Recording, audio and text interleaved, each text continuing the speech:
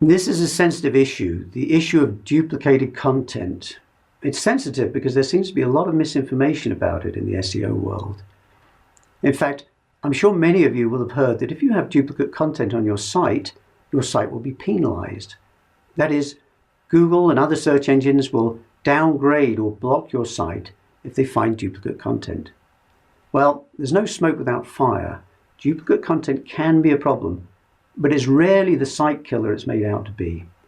I'll even prove that to you in this lesson. We'd better begin with a definition. What is duplicate content? It can typically mean two things. It can mean content on your website that is duplicated within your site. That is, the same content appears on multiple pages. Or it can mean content on your site that appears on other websites. Why would you want a page on your site appearing multiple times? Sometimes it occurs because of technical problems on your site, or perhaps due to a trick. It used to be popular in years past for companies wanting web pages to appear when people in different cities searched, to take a page of content and modify it just slightly for those different cities, to merely change the name of the city, leaving the rest of the content the same, for instance. And how about the same content on different sites? That happens very frequently and for very good reasons. Press releases often appear on multiple sites, and so do news articles. The same product information may appear on dozens, perhaps hundreds of different e-commerce websites. So, does Google penalize for these things? No. Certainly if Google found a situation with an egregious level of content duplication within a site that appeared to be done to manipulate search results, that could be a problem. But the Google engineers aren't stupid. They know that most content duplication is either accidental or intentional but innocent. Why shouldn't multiple websites carry a news story from a news syndicator, for instance? Why shouldn't a product manufacturer provide the same information to multiple online stores? So in most cases, the search engines do not penalize sites, though they might eliminate some pages from the index, especially in the case of in-site duplication. So, here's the proof I promised. Here's an article on the Associated Press website. If we go to Google and search for this article, we'll find it on numerous different websites.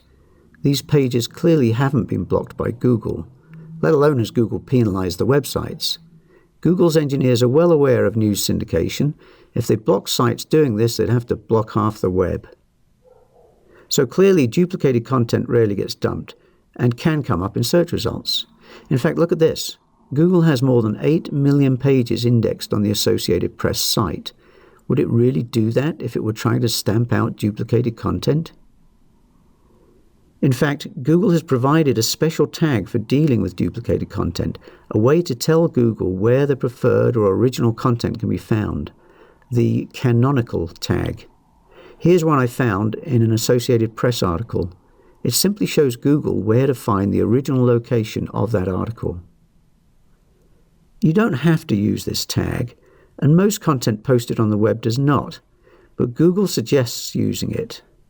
On the other hand, Google may still ignore the tag if you do use it, choosing to make its own decisions.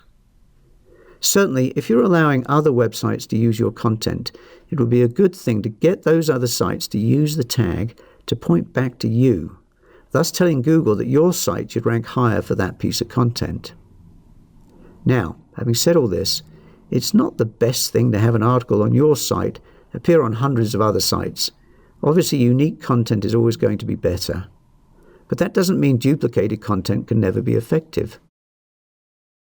An article on a dozen sites will appear different in some ways to the search engines on each one because of the different variations of other words on the page, the navigation, the title tag, description tag, URL, and so on.